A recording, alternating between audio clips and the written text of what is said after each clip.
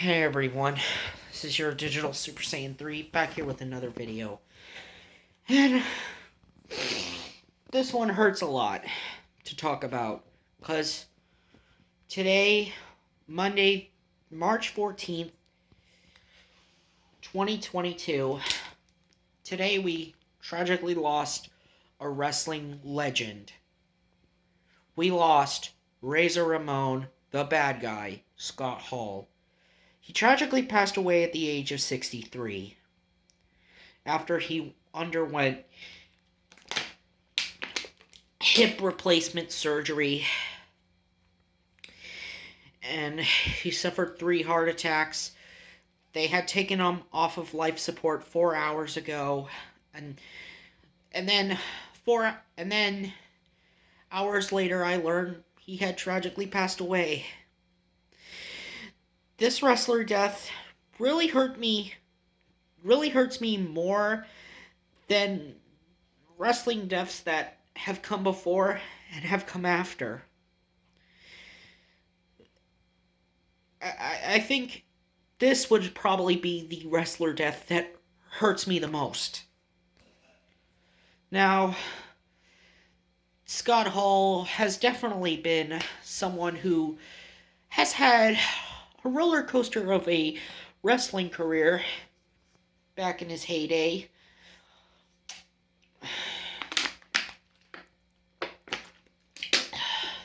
As he's wrestled in the AWA, WCW, WWE, and then back to WCW, and then ECW, and then had a run in New Japan Pro Wrestling, and even had a run in TNA, a really forgettable run in TNA. But this was a man, who was a founding member of the Clique, the backstage clique that was involved with, that also had the likes of Triple H, Sean Waltman, aka X-Pac, Shawn Michaels, and Kevin Nash. And Scott Hall was their 5th man.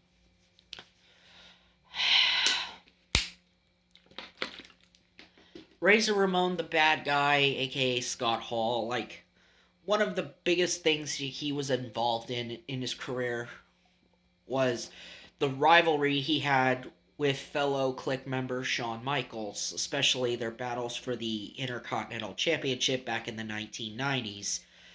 And, WrestleMania 10, which I put this above the submission match from WrestleMania 13, was the latter match he had with Shawn Michaels at WrestleMania 10 for the Intercontinental Championship to determine the undisputed Intercontinental Championship in Madison Square Garden in 1994.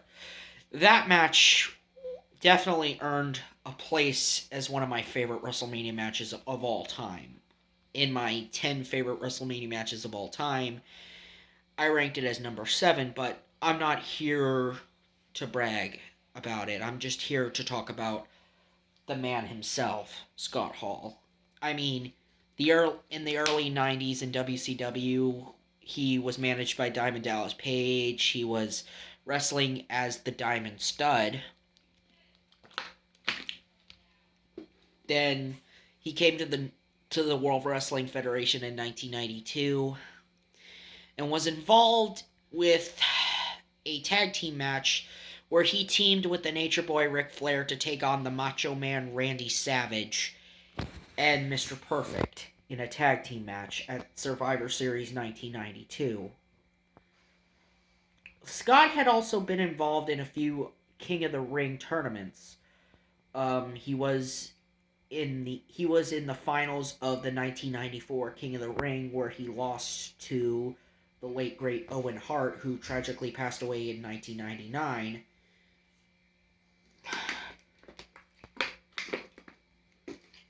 And Scott Hall was originally supposed to wrestle at WrestleMania 12 in a Miami street fight against Goldust, but that was later changed to a backlot brawl with Roddy Piper and Scott Hall wasn't on the show, but yet he was still on the poster for WrestleMania 12. He wasn't on the show, but his last WW but his last match in the World Wrestling Federation slash WWF happened in a house show in Madison Square Garden where he wrestled fellow Clique member Triple H, and it was in his last night of the company with fellow alumni Kevin Nash that they were part of the infamous curtain call. And soon after, Scott Hall made the jump to WCW as he was the first member of the NWO to show up in WCW before the NWO could be complete. And then Kevin Nash would show up a month later,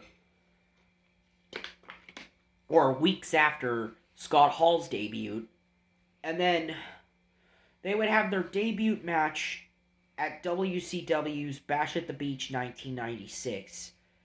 In that moment, Hulk Hogan also turned heel famously in that moment, joining the likes of Hall and Nash, and the NWO was born that day at Bash at the Beach 1996.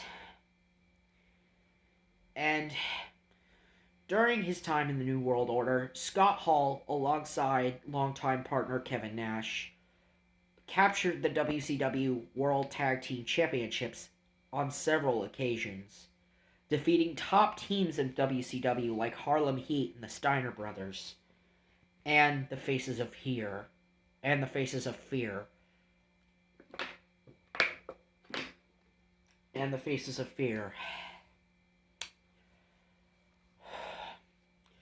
In 1998, when the NWO split into two rivaling factions, Scott Hall, who was originally one half of the Wolfpack, at Slamboree in 1998 betrayed longtime partner Kevin Nash during the main event of Slamboree when he would join the NWO Hollywood, the NWO Black and White of Hollywood. And yeah.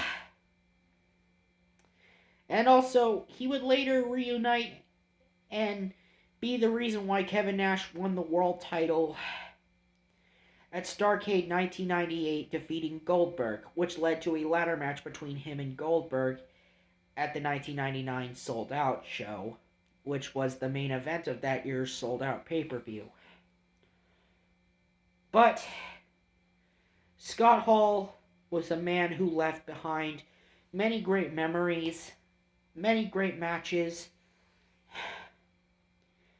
and left behind a whole legion of fans. He adored by not only his fans, but someone who definitely had left behind a large majority of fans. Sure, I learned he wasn't perfect, but nobody really is perfect. Perfect? What is really perfect, to be honest? No one can be truly perfect. But Scott Hall was a man who definitely had his many accomplishments and had his many flaws, but his accomplishments outweigh the flaws of the man. And I truly will miss you forever. NWO for life, man. You will be missed, bad guy. Anyway, this has been your Digital Super Saiyan 3, and I will see you next time for my Backlash review in April. See ya!